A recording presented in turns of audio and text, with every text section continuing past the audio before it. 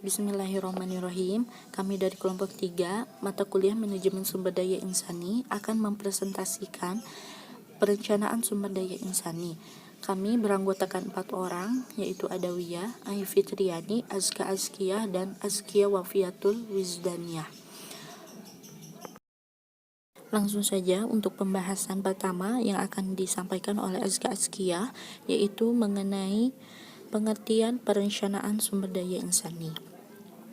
Tentu banyak sekali pengertian sumber daya insani yang dikemukakan oleh para ahli. Namun di sini saya akan mengutip satu tokoh, yaitu Mondi dan Noe, mendefinisikan perencanaan sumber daya insani sebagai proses yang secara sistematis mengkaji keadaan sumber daya manusia untuk memastikan bahwa jumlah dan kualitas dengan keterampilan yang tepat akan tersedia pada saat mereka dibutuhkan. Jadi, dari pengertian tadi dapat saya simpulkan bahwa perencanaan sumber daya insani adalah proses analisis dan identifikasi yang dilakukan organisasi atau perusahaan terhadap kebutuhan akan sumber daya insani, sehingga organisasi tersebut dapat menentukan langkah-langkah yang harus diambil guna mencapai tujuannya. Pembahasan selanjutnya yaitu mengenai faktor-faktor yang mempengaruhi perencanaan sumber daya insani. Perencanaan sumber daya insani dapat dipengaruhi oleh 3 faktor sebagaimana yang dikemukakan oleh Handoko. Yang pertama, pengaruh lingkungan eksternal yang meliputi perubahan teknologi, perubahan politik dan ekonomi, perubahan sosial, perubahan hukum atau undang-undang, dan lain-lain. Yang kedua yaitu keputusan-keputusan organisasi atau pengaruh internal seperti rencana strategi, anggaran, dan lain-lain. Yang ketiga yaitu faktor-faktor persediaan karyawan dapat dilihat dari karyawan yang pensiun, permintaan berhenti, terminasi, dan kematian. Bismillahirrahmanirrahim. La haula wala quwata illa billah. Tujuan perencanaan sumber daya. Tujuan daripada sumber daya manusia ini ialah menghubungkan sumber daya manusia yang ada untuk kebutuhan organisasi pada masa yang akan datang. Tujuan dari perencanaan sumber daya manusia ini ada 8 poin, namun yang akan saya sebutkan mungkin beberapa. Di antaranya untuk menentukan kualitas dan kuantitas individu itu sendiri.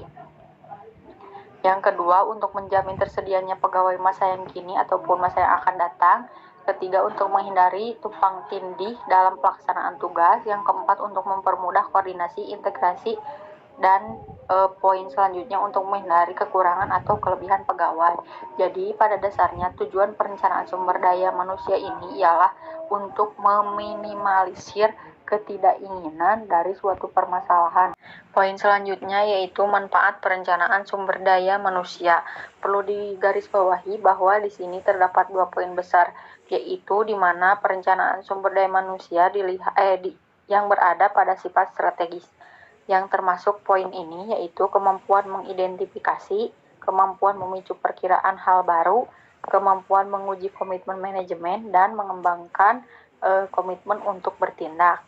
Adapun poin kedua yaitu manfaat untuk meningkatkan pendayagunaan sumber daya manusia guna memberikan kontribusi terbaik, lalu menyelaraskan aktivitas sumber daya sasaran organisasi agar setiap pegawai dapat mengoptimalkan potensinya. Yang keempat, penghematan tenaga, biaya, waktu yang diperlukan. Bagian selanjutnya mengenai tahapan perencanaan sumber daya manusia ataupun sumber daya insani. Menurut Jackson and Scholars tahun 1990, ada beberapa langkah dalam perencanaan sumber daya manusia. Pertama, pengumpulan dan analisis. Pengumpulan dan analisis data ini untuk meramalkan permintaan maupun persediaan sumber daya manusia yang diekspektasikan bagi perencanaan bisnis masa depan. Yang kedua, mengembangkan tujuan perencanaan sumber daya manusia. Ketiga, merancang dan mengimplementasikan program-program yang dapat memudahkan organisasi untuk mencapai tujuan perencanaan sumber daya manusia. Dan yang keempat, mengawasi dan mengevaluasi program-program yang berjalan. Keempat tahapan tersebut bisa diimplementasikan dan dapat mencapai tujuan. Rotola menawarkan suatu teknik perencanaan sumber daya manusia yang meliputi: pertama, tahapan investigasi baik pada lingkungan eksternal, internal maupun organisasional. Yang kedua, forecasting atau peramalan atas ketersediaan supply dan demand sumber daya manusia saat ini dan di masa depan. Yang ketiga, perencanaan bagi rekrutmen, pelatihan, promosi, dan lain-lain. Keempat, utilasi, yaitu yang ditujukan bagi manpower dan kemudian memberikan feedback bagi proses awal. Adapun problema-problema yang terdapat pada perencanaan sumber daya manusia ketika diimplementasikan.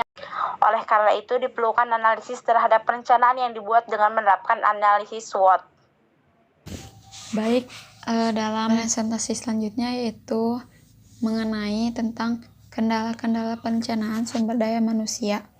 Yang pertama yaitu standar kemampuan sumber daya manusia. Standar kemampuan sumber daya manusia yang pasti belum ada. Jadi belum ada alat untuk mengukur kemampuan sumber daya manusia secara pasti. Jadi hanya berdasarkan ramalan-ramalan saja. Yang kedua yaitu manusia sebagai makhluk hidup, karena manusia sebagai makhluk hidup bukan mesin, jadi tidak bisa menghitung segala sesuatunya dengan pasti. Yang ketiga yaitu situasi sumber daya manusia. Yang keempat, kebijaksanaan perburuan pemerintah.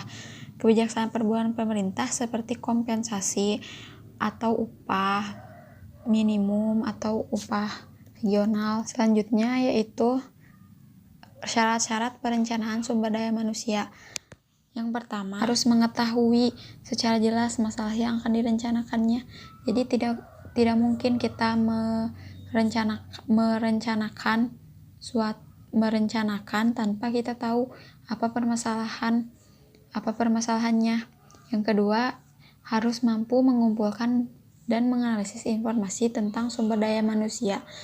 Jadi harus mengumpulkan data-data tentang SDM tersebut sebelum merencanakan perencanaan SDM. Yang ketiga, harus mempunyai pengalaman luas tentang job analisis, organisasi, dan situasi persediaan sumber daya manusia. Yang keempat, harus mampu membaca situasi sumber daya manusia kini dan masa yang akan datang. Mampu memperkirakan peningkatan SDM dan teknologi masa depan. Yang keenam yaitu mengetahui secara luas peraturan dan kebijaksanaan perburuan. Sekian presentasi yang bisa kami sampaikan. Mohon maaf bila banyak kesalahan. Ditutup dengan doa. Rabbana atina fid dunya hasanah wa fil akhirati hasanah wa qina adzabannar.